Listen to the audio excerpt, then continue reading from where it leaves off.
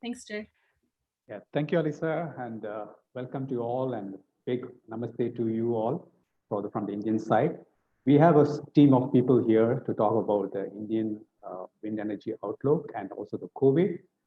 To start with, I will just go with GWEC CEO Ben. Ben, could you just tell us about the overall scenario on a landscape through this global wind energy count thing in India?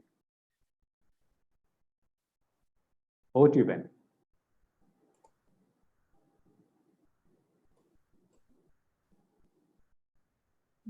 Yeah, Ben, could you just give us some landscape through the global scenario on the wind?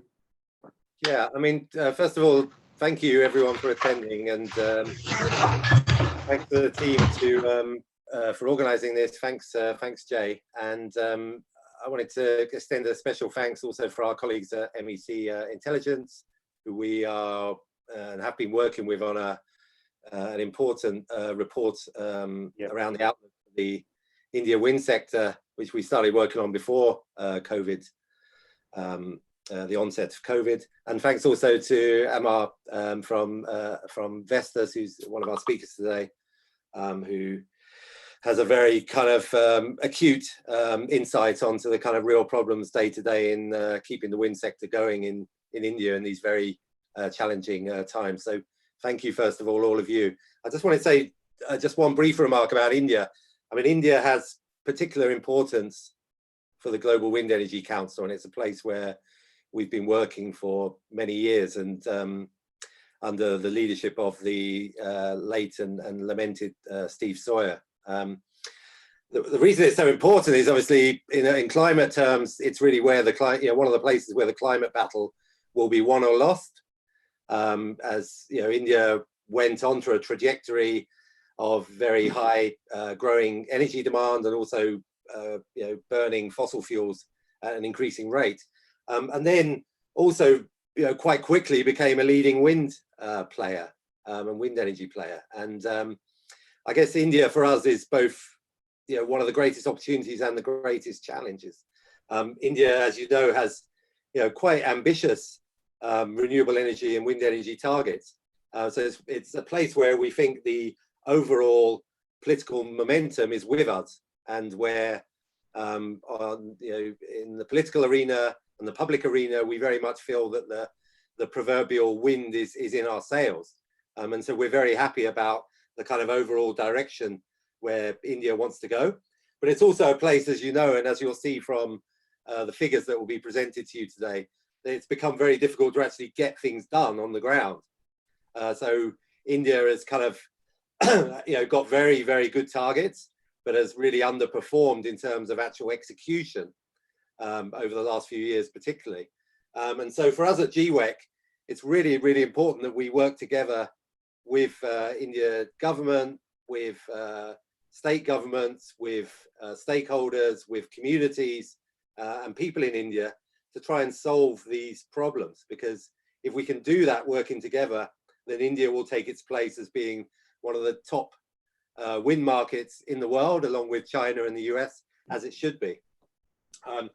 And we're confident that with the kind of momentum around the energy transition, India will be a key player in this and will be able to reach its targets. But it's it's how we get to that, and it's working together to try and solve some of these practical implementation problems. And that's why we've set up a specific GWEC India team and operation led by Jay, as well, with our companies and partners. And then just a word around COVID. I mean, COVID is having a major effect on the industry. The question for me is, what's the midterm effect? So we know, that there's an immediate impact because of supply chain and delays.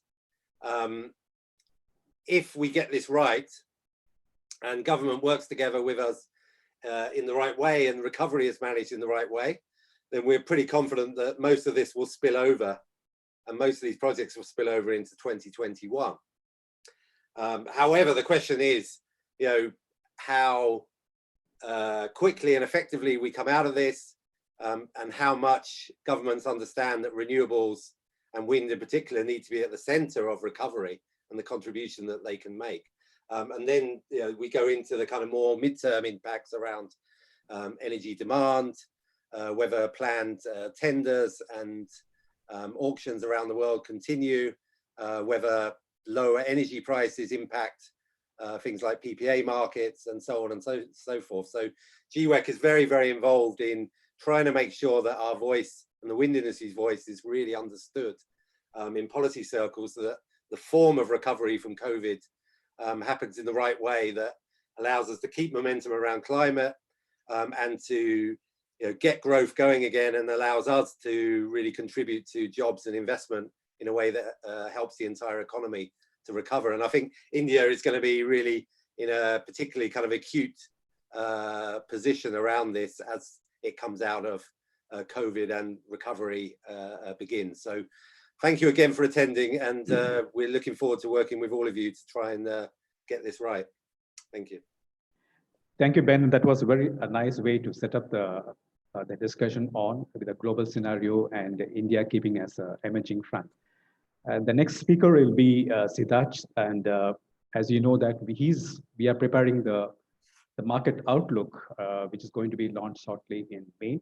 And Siddharth will take us through the insight of how the report is there, and also cover some areas on the COVID-19.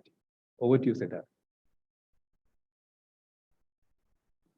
Thank Francis, and thank you, Ben, for the introduction and giving us the opportunity to present our views today and how we see the market outlook.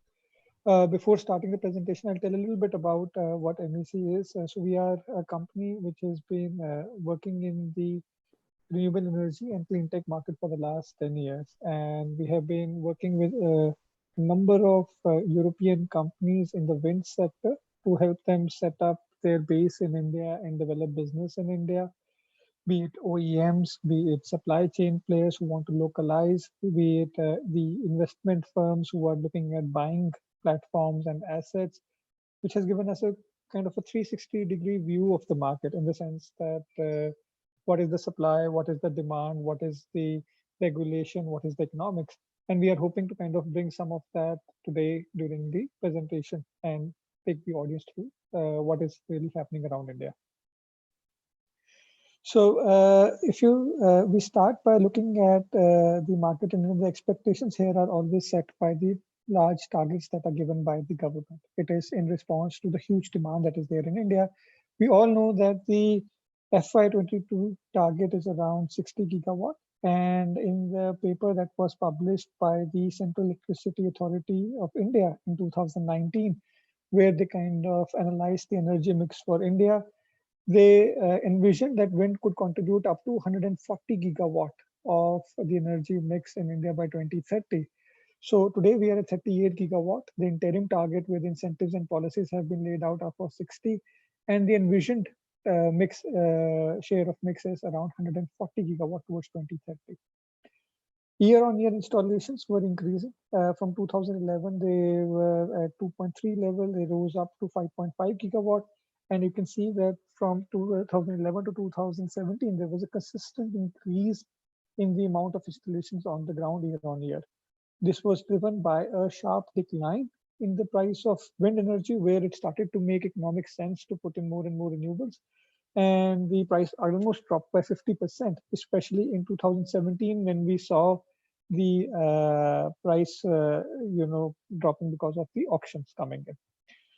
In 2018, 19, and 20, the activity levels dropped to around 1.8, 1.9 gigawatt level.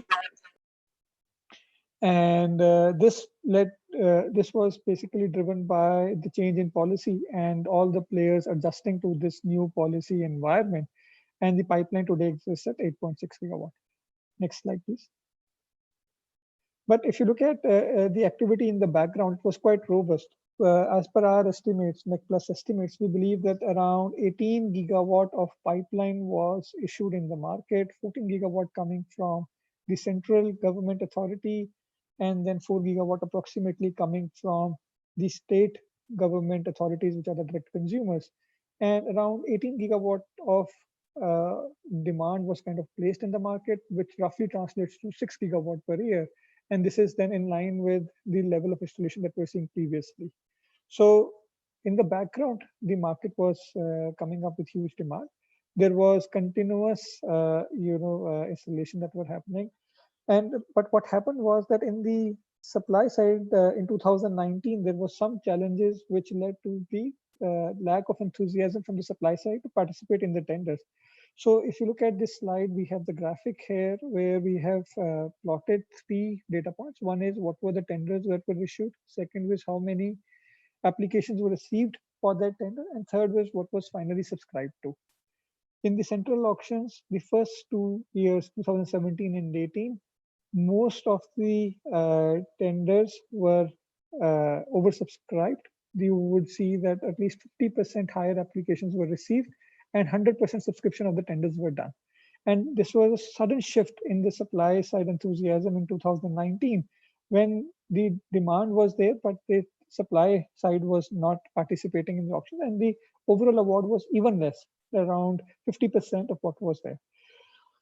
This was again, as I said, due to the change in the policies that were there. In the state side, the market completely dropped off. And especially if you look at in 2019, only 10% of the demand was subscribed because states wanted to match the price that was being discovered in central auctions, which was not possible because of a myriad of reasons.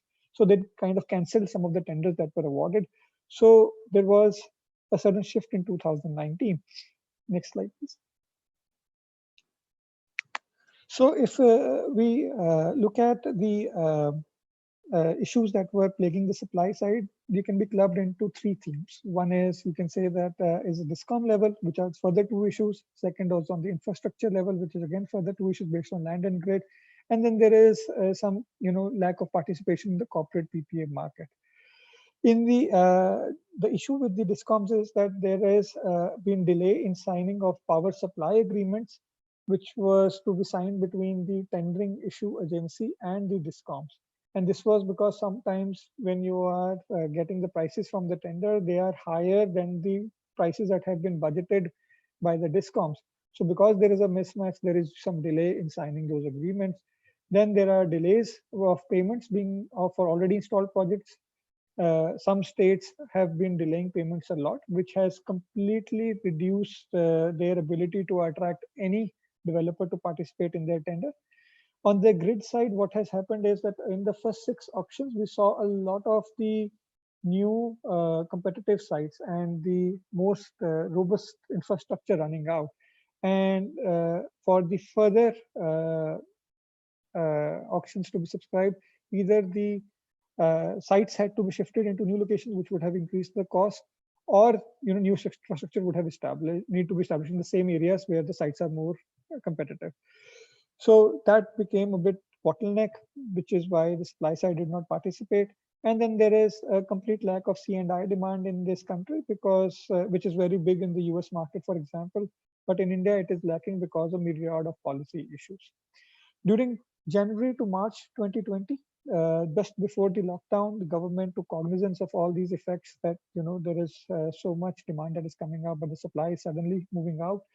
So they started to proactively look into mitigating some of these issues. With regard to DISCOMs, there was concrete step taken to mitigate the delay in signing of power supply agreement. What was done was that there was a proposal to bring the purchase obligations to a higher level, which would have created multiple sources of demand for the same tender that has been won. Similarly, there was a proposal that the large power consumers, which are non-DISCOM, for example, railways, and they consume a lot of power, they should be allowed to directly procure power and not go through a DISCOM, and that bulk demand should be tendered out. In terms of purchase delays, government thought of incentive as well as penalty provision, where they made it mandatory that some letter of credit needs to be signed by DISCOMs, and if there is a payment delay of 3 to 6 months, they could be encashed. If there was a delay which was further, then the government could approach the RBI and stop the release of funds, so central funds to the state governments, which could have incentivized the state government to please their dues. So there was some sort of active planning that was happening during January to March to mitigate that. In terms of infrastructure, government decided to remove the price caps in the latest SECI 9 tender, which would allow probably the developers to move out of the locations which are very competitive to a place where it might be expensive, but there could be a higher price there, which could open up the volume. And in order to ease the bottleneck of land, government decided to open up 25 gigawatt of renewable energy power parks, which is open for both solar and wind. This was built on the success of solar parks that were there in the country. In terms of grid, the price caps would also help, but also new substations have been planned by the government, which would come towards 2022, and we expect that this grid bottleneck would get resolved in 2022. And in terms of corporate market, the medium term is to bring in the bulk demand and give them direct offer, but also in the medium to long term, completely revamp the tariff policy and make it market driven, where the subsidies are given directly into the bank accounts and not indirectly by subsidizing some power. So these are some of the reforms that were under consideration to mitigate the supply side bottlenecks. Next slide. But next slide. Yeah. But our focus here today is to talk about the demand, and that demand is driven by the pipeline here. I think, Elisa, we missed a slide. Can you go just back?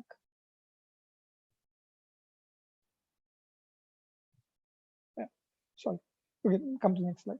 Yeah, so if we look at the demand in India, it is coming from the three main areas. One is the state governments, one is the central government, and then the C&I demand. We estimated that the pipeline in the state governments, state markets to be around 0.9 gigawatt, in the central markets to be around 7.7 gigawatt, and the pipeline estimation is hard to do in the C&I market because that is not publicly available.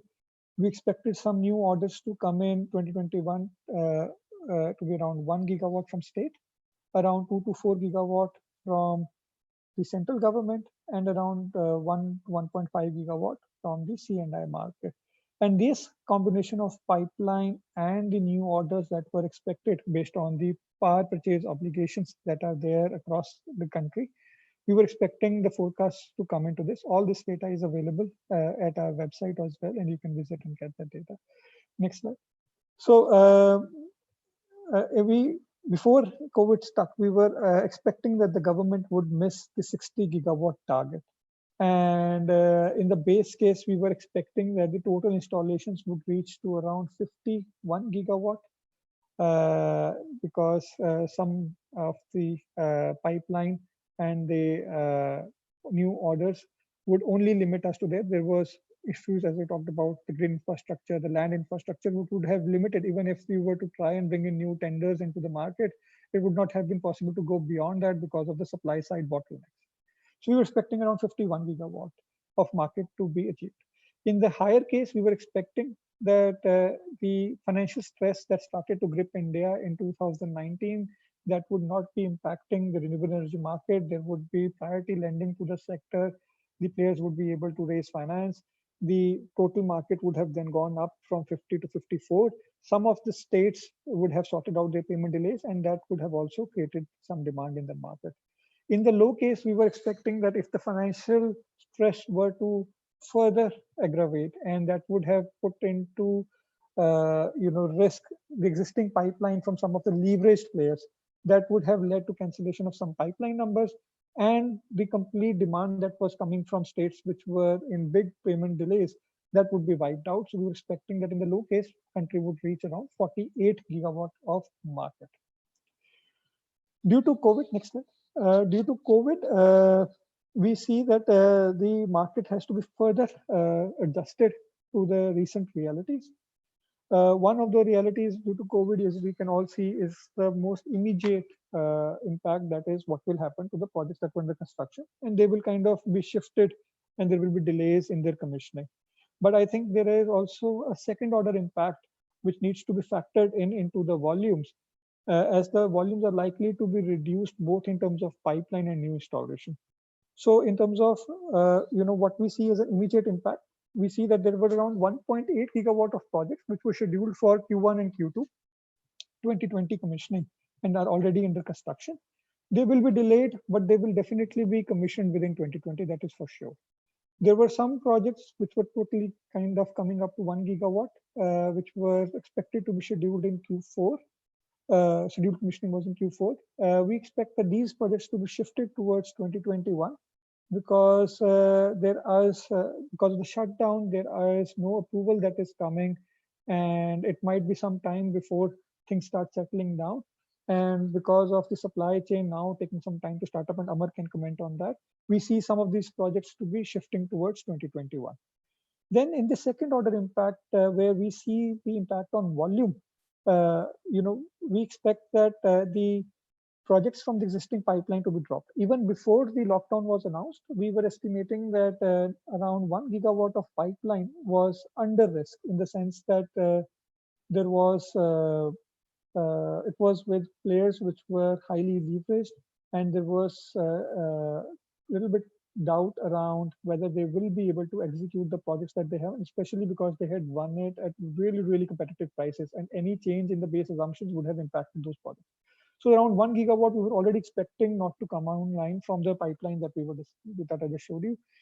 We expect that due to COVID, the financial stress to further aggravate, around 1.5 to 2 gigawatt of such projects could further get impacted, and the market could see a cancellation of such of that magnitude. So this will have an impact that, from the 4.3 gigawatt that we were looking at installations in 2021, we will see around 3 gigawatt of installation in 2021. And the 2020, in the base case, it was 3.3, so we only see 2.6 gigawatt coming. In 2022, the main thrust of volume would have come from the new tenders that were to be announced. We expect that this tendering activity to decline in this year and the next year. We were expecting 4-ish gigawatt of new tenders. We expect that 2 gigawatt of new volume subscription were to be coming in 2020 out of which we now expect only a gigawatt to be finally subscribed. Even though if the tender comes in, looking at the way the supply chain is right now and the financing situation that has come up in the country, it might be that there could be a stress this year for the pipeline, which can then continue in the next year. So overall, the volume, rather than 5.5 gigawatt in 2022, it could actually be 3.5 to 3.9 gigawatt. So in total, we expect the market, rather than installing around 11 gigawatt, to be 9 to 10, 9.5 gigawatt in the period from 20 to 2022. So that covers our understanding of how the pipeline will evolve based on the granular one-to-one mapping on the projects and the players and the regulations and both the supply and demand side logics. All of this data, next slide. All of this data you can visit on our website at mscintelligence.com/expertise. There are multiple links where you can access this data. A lot of the notes have been published in the last 6 months. This is all available for free. And for any queries, you can always write to us at info@mscintelligence.com. I look forward to answering your questions. Over to you, Amar. Thank you. Thank you, Siddharth. That was very nice insight, and we really walked through the market updates, what has been happening during the COVID scenario and pre-scenario, as well as the post one. And you're also setting a phase for Amar, which he will be talking on the policy. So it will be interesting to know from Amar's view, because he's been the policy director and closely involved with the OEM. So let us hear his views on the current scenarios. Over to you, Amar. Sure. Thank you, Jai. I'm audible. Can you hear me? Yeah, go All ahead. right. All right. So good afternoon, good evening to everybody. My name is Amar Varyava. I work as a Director Public Affairs in Vestas, India. So, I would like to start with something positive that, the today's technology is tomorrow's commodity. That is what I feel. And as you all know that the market forces within renewable energies are constantly changing, constantly evolving, mainly because of the technology innovation, the tariff, the trade war, and the most recently the global pandemic. And if you see the year 2020 has witnessed an unprecedented impact of COVID-19 on humankind and the global economy. And I'm sure that it will be a huge task for all of us to recover from this particular disruption. Now, talking about the impact here, so state of Indian economy, if you see, it has come from a slowdown to the complete standstill position now. On 24th of March, Indian Prime Minister has announced a 3 week of nationwide lockdown starting from 25th March until 14th of April, and then further extended until 3rd of May. And situation after 3rd May is also not very clear in terms of resuming the normalcy. So this situation has actually given a very tough choice to the government here to choose between the saving life or saving economy, and definitely Indian government has chosen the former one. But the COVID-19 pandemic has brought the Indian economy from considerable strain to the standstill position. And the wind sector is no different here. If you see the capacity addition was very slow last year, and it has now come to the almost a complete pause. If you see the situation of the complete installation of a wind energy in 1920 financial year, it was around 2.1 gigawatt. Before that, it was around 1.5 gigawatt, and the previous year it was around 1.7 gigawatt. Now, these numbers are very scary, especially considering the ambitious target of 60 gigawatt by 2022. And one more aspect, which is the total manufacturing capacity of around 10 gigawatt, putting all OEM together in India. So considering these two aspects, the number looks quite scary. Now, the third point, I would like to talk about the sharp drop in the electricity demand. As Siddharth was also talking about this aspect, basically this lockdown has impacted the most of the commercial and industrial establishment in a shutdown situation, and also the stoppage of the passenger railway services. Now, if you see, this segment actually constituted almost 40% of Indian electricity demand, and because of lockdown, the demand has gone down significantly. Now, this reduction in demand has also impacted the supply side very hard, particularly the grids of taking capability of wind and solar power generation. Liquidity issue. Now, this is the most the biggest as well as most severe issue that we are facing in India today. If you see, the lockdown has affected the electricity demand and the cash flow of already financially stressed distribution company. We call it as Discom in India, and many consumers are unable to pay their dues in Discoms. In fact, Minister of Power has requested different state governments to not to charge the surcharge of to the consumer those who are paying late due to lockdown situation. And this has affected the cash flow of the Discoms quite significantly. If you see, the power generation companies are already facing delay in payment from the Discoms across different states, and Discom owed almost 88,000 to 90,000 crore, the two generation companies prior to pandemic situation. And now, because of the since the revenue from a CNI consumer touching almost nil, the Discoms will be pushed to the brink. Now, this particular liquidity crunch, coming from Discom to IPP, is having a direct impact on the entire value chain, from IPP to OEMs, OEM to component suppliers, from component suppliers to the raw material suppliers, and the entire SME and SME sectors, SME sectors getting affected because of it. In fact, many companies are running the operations, or they are probably not able to run the operation, and still they have to pay the salary to their manufacturing employees or a total employee base. The last point is the huge impact on the manufacturing activity and the wind power project construction activity. So if you see, due to lockdown, the most affected segment is manufacturing segment, because they are not able to resume the activity either in full or a partial capacity. On a time-to-time basis, we have seen the order from Ministry of Home Affairs, Government of India, or the Revenue and the Disaster Management Department of different state government to come out with GOs or advisories and orders. But these orders are sometimes, giving relaxation, and most of the time they are giving restrictions to resume the activity. The most of the time, the industrial establishment which are in the rural area or away from the municipal corporation limit, or operating out of a special economic zone, export orient unit, or industrial assets, are permitted to operate in a limited way. That too with the rider that they have to arrange the stay and food, doctor, all the safety and hygiene standards as per the SOP defined by Ministry of the Health, in their facility. Even after doing that, due to social pressure from family and the community, the employees are not able to to attend the office or to manufacturing unit.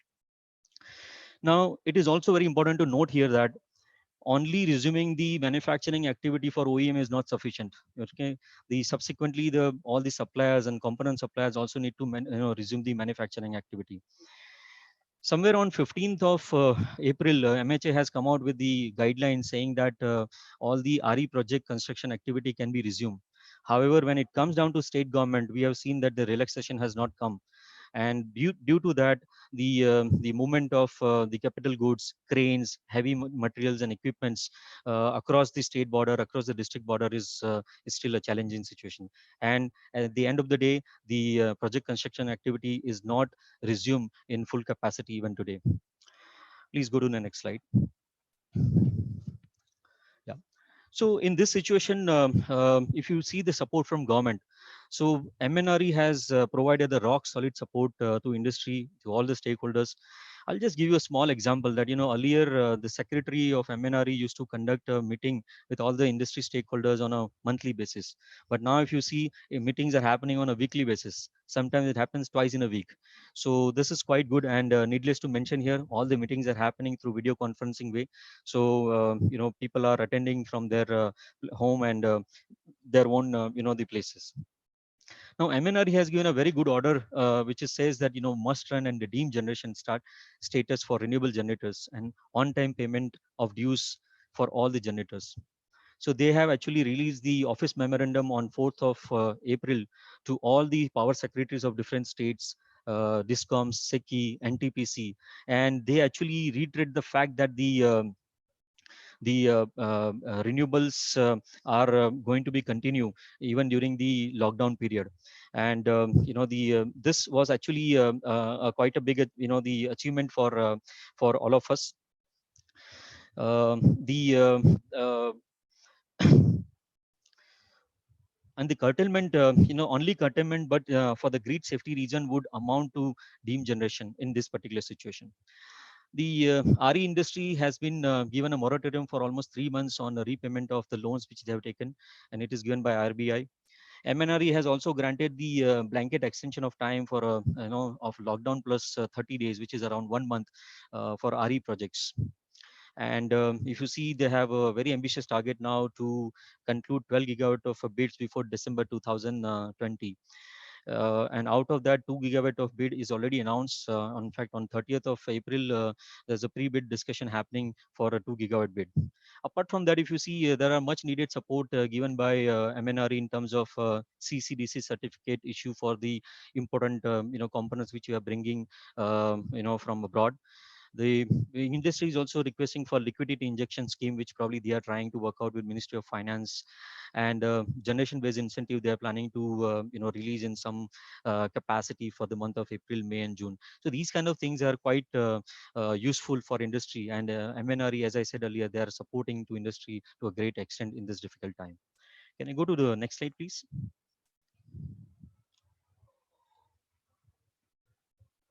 All right.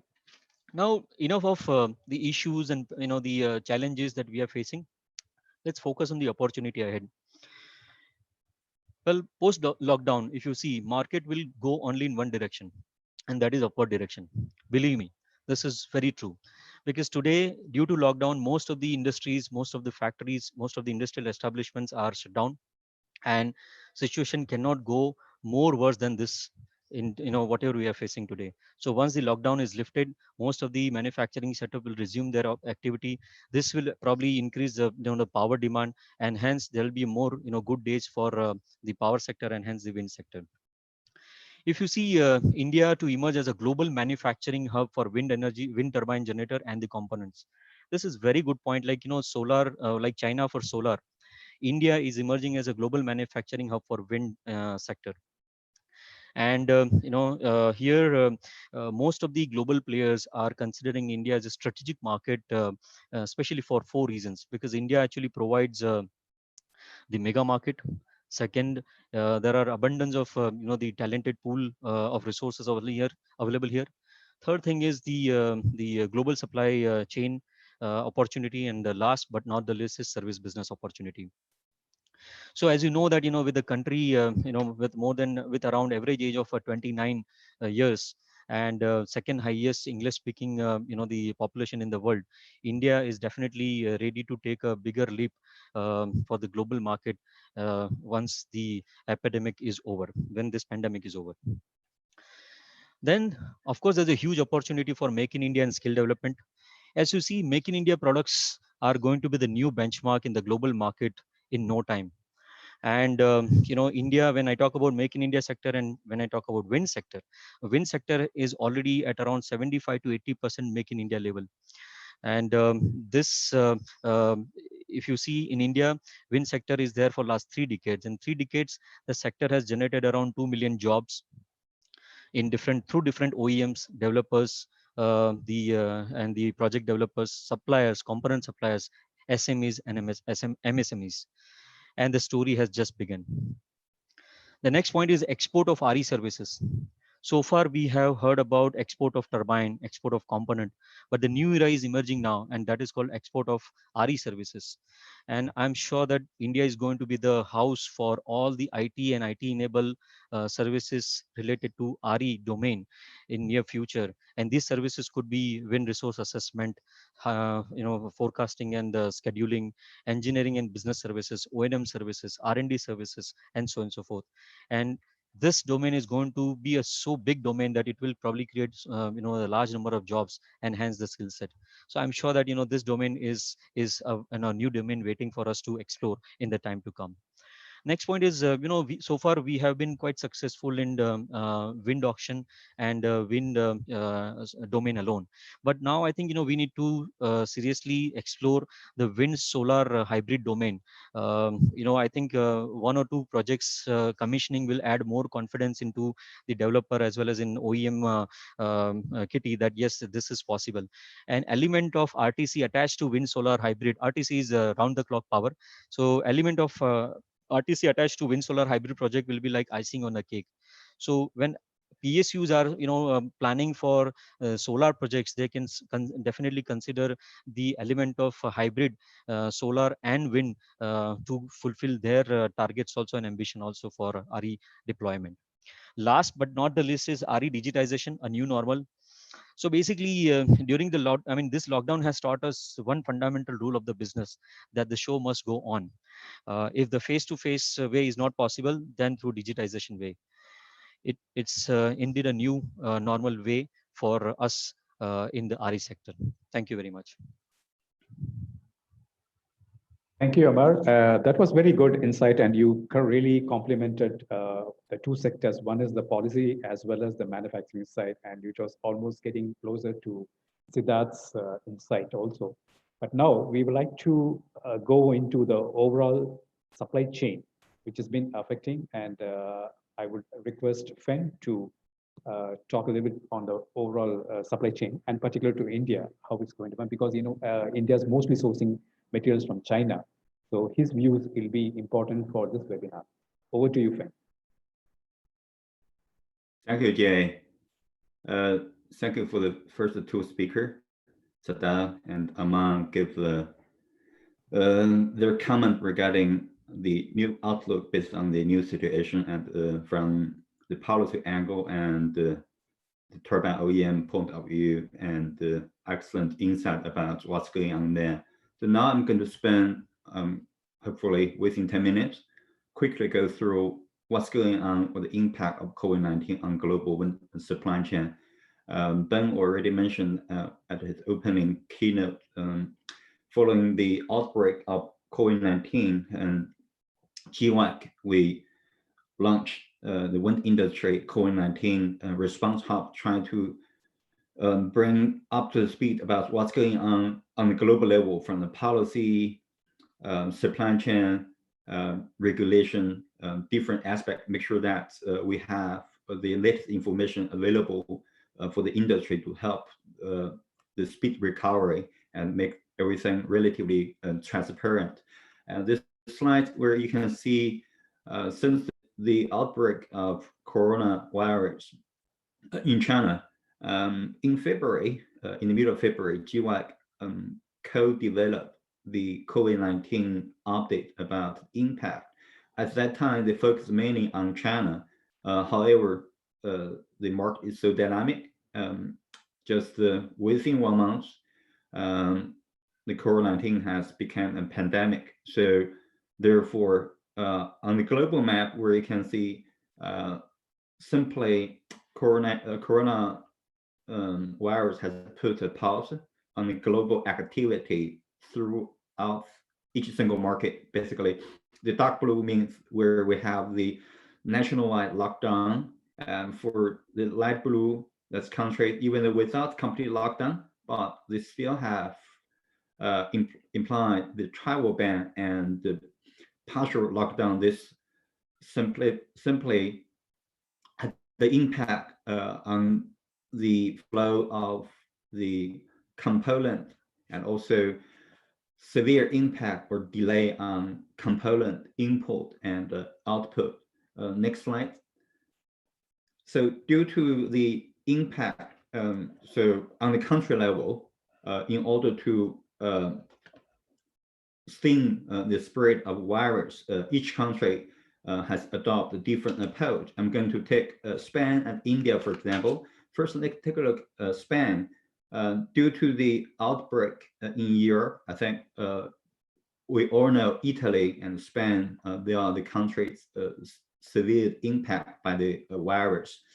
Many people has lost their lives, and for the safety purpose, and also make sure that we get the damage under control.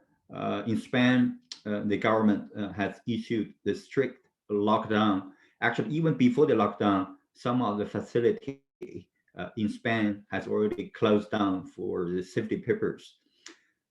So for policy, normally the wind industry in general, turbine nacelle facility, and also component manufacturer, they have locked down from the 30th of March till the 14th of April.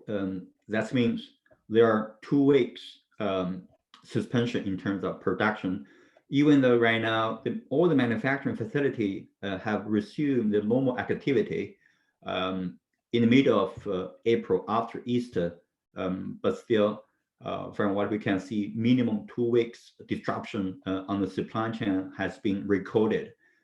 This simply means delay and also challenge for project execution, and also the export of the component from Spain to the rest of the world. Next slide. Let's take a look at the situation in India. It's the same. Due to the virus outbreak in India, the government also released the lockdown from the 24th of March.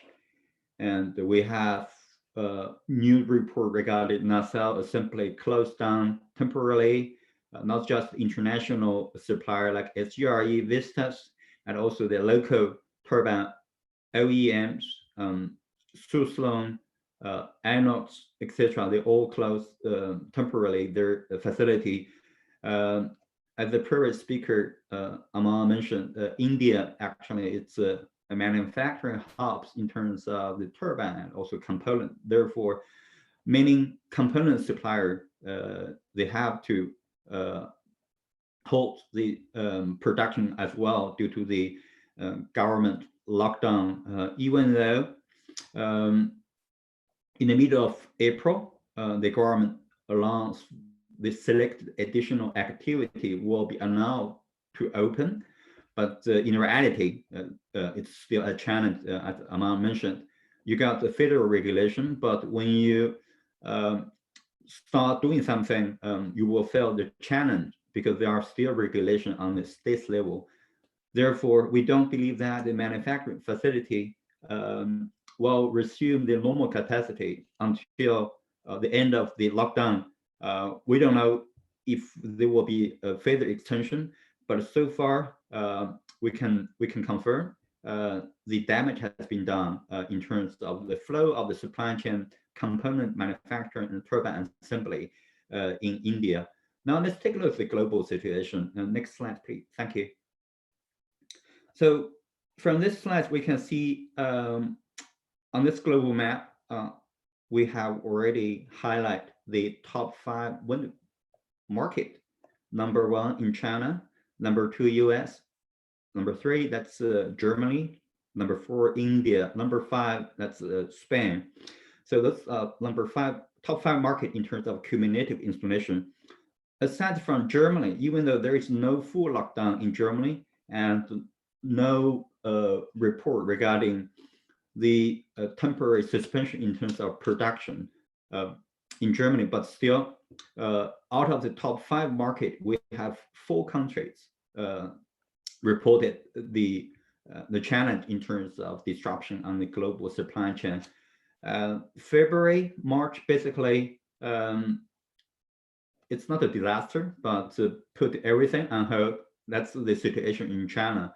We had a webcast together with Sevilla in the middle of February. It has been confirmed a minimum 3 months delay. That's what the industry is working with. They try to ask for the extension from the NEA for the deadline of project execution. Luckily, China gets the virus under control within 2 months, but situation is different for the rest of the world. Based on the current approach, we don't believe that most of the countries can do the same and get the virus under control within the same time frame. Therefore, the situation is slightly different. Out of China, then we saw the disruption in Italy, Spain, India, and interesting enough, I think in the area of February, I remember both SGRE and India, they mentioned, the management mentioned in the news, they tried to use their India facility as a solution to mitigate the expected damage caused by coronavirus in China, because at that time, China, the picture was not clear if or when the virus will be under control very soon. However, the following lockdown implied in India on 24th of March makes this solution, this alternative solution, suddenly unworkable. So therefore, more challenge has been bob up to the management, to the international OEMs, and also following the lockdown in Europe, and the situation is getting worse in the United States. And we had in our information hub, you can find the update about what's going on the supply chain. For example, SGRE, due to the disruption of the supply chain, they cannot get enough or spare part to the states. Therefore, they have to temporarily send their employee home and waiting for the further notification. 3 to 4 weeks has been expected due to the delay. And 2 weeks ago, actually last week, in our weekly update, we mentioned that there are more than hundreds of COVID-19 positive case, unfortunately, has been reported in one of the LM Blades facility in North Dakota. They have to close down, now LM owned by GE Renewable. They have to close down the factory for safety purpose and local regulation. 2 weeks close down minimum in order to make it work again. So again, if we aggregate what's going on in all the key wind market globally, so it's safe to say COVID-19 will definitely cause the challenge in terms of project execution. So we believe that there will be a slowdown on new growth, at least for 2020. Ben mentioned at the beginning, I think it makes sense to think about the relatively midterm impact on Corona 2020. That's definitely the case. And what the situation could be next year or year after, we're going to closely follow the situation. So at the GWAC, we believe that on general, our guideline is that we believe that 15% of downgrade, it is possible based on our Q1 global market outlook released in the end of March. This summertime, we're going to do a close outlook based on the impact country by country level. But so far, we only use the guideline. Next slide. So that's the general situation in terms of the impact of the coronavirus on supply chain. But now I'm going to spend a few minutes talking about the market consolidation. Pre-coronavirus, actually, there is already a big concern in terms of the impact of the market consolidation on tier 2 and tier 3 global turbine OEMs. And now, taking into account the new environment brought by Corona 2019, we believe that the new situation is probably going to accelerate the market consolidation from the turbine OEM perspective. The slide on the right side, where you can see on the global level, in 2018, the top 6 turbine OEM already control 70% of global market share. Our preliminary data indicate 2019, the situation maintains. Actually, the market share for other turbine OEM at the bottom, look at I'm talking about the bar chart for 2019, you can see they continue to lose the market share, not really significantly, but the trend is still there. And on the left side, where you can see in China, we have this trend. 2018, the top 4 Chinese turbine OEM hold 70% local market share. And in 2019, according to the preliminary data, and similar situation, actually the top 4 slightly increase the market share. So at GWAC, we're going to release the global wind supply side data report earlier next month. Normally we release the report in April, but due to the coronavirus, it also caused a delay in terms of the data confirmation.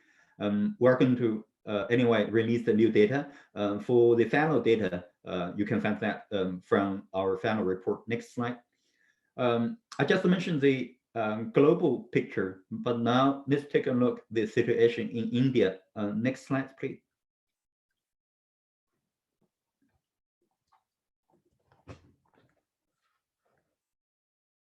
Alicia, thank you. So in India, similar situation. For example, this bar chart indicates the number of suppliers in India in different years. The first bar chart, that's the situation in 2015. We have 13 turbine OEM reported turbine installation in the calendar year 2015. But now in 2019, numbers has been reduced to 8 turbine OEMs. So roughly reflect the previous, situation mentioned in the previous slide. Globally speaking, in the period of 2013, globally we have like 67 turbine OEM active in the market. By 2018, the numbers has downgraded, dropped to 37. That's the situation last year. This year, probably we will end up at the same situation. But looking forward, for example, let's take a look at India. From the order intake, where we can see we have 5.4 gigawatt in the pipeline, but the pipeline shared by only 8 turbine OEM. And last week or week before, we all know Sunwen has agreed to sell their India business to an international conglomerate. We don't know who they are. They may end up as one of the players already included in the chart. We don't know. But based on the trend here, we believe that the coronavirus will split the trends in terms of market consolidation. The reason is simple. I think our colleague Aman from Vestas already mentioned the coronavirus is going to have a huge impact in terms of the bankability and also the cash flow. From our side, where we monitor what's going on from the turbine OEM side, we believe that coronavirus are going to test the capability of the turbine OEM in terms of mobility, in terms of global supply chain. If you are only active in your home market, if your local market is done, you're completely no other solution. Also, without the international footprint, like the leading turbine OEM like SGRE, Vestas, some other big turbine OEM, it's hard to balance the risk by leverage your international footprint. So from these angles, and in terms of the balance sheet and the new challenge after the virus, we are talking about the global recession. Before coronavirus, we already see some local turbine OEM already facing the challenge in terms of the cash flow. So therefore, we believe that moving forward, the situation will continue in India. Probably we will see more turbine OEMs leave the market. But let's see what will happen after this. So that's the high-level summary in terms of coronavirus from my side. Thank you. Back to you, Jay. Thank you, Fen, and it was very good. And we are running short of time, as well as we have questions about you, but I don't think we'll have a room for that. But I would like to thank all the speakers from Ben, who clearly mentioned about our emerging market in India and how things can go forward, and the challenging insight given by Siddharth, and finally by Amar, who gave a very good insight on the policies and OEMs challenges and way forward for the opportunities for Indian market. And not to forget, Fen, you have given a clear insights on the global chain, which covers Indian market as well as the global. So we all have visualized the picture how it can, our market can future be in this scenario. Thank you all, the speakers, for your time, and we welcome you. And I think I have a few minutes to take a question. Alisa, could you just take over on the question to shoot this? You have time?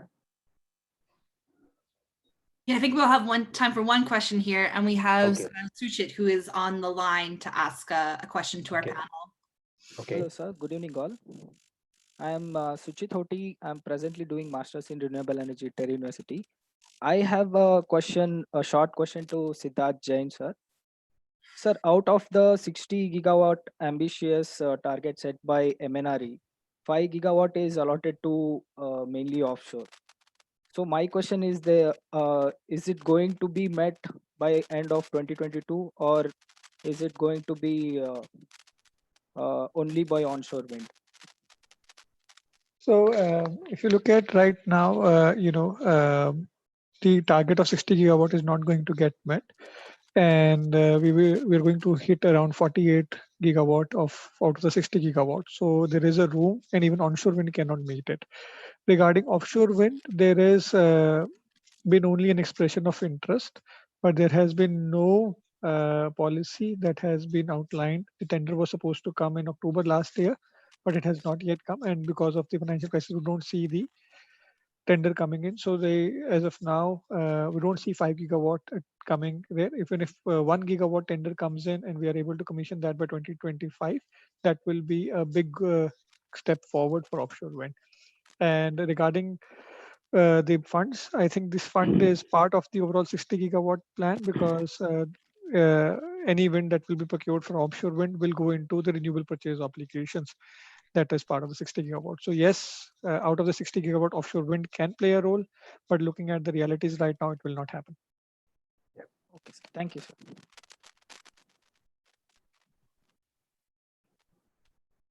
Elisa, you still have time?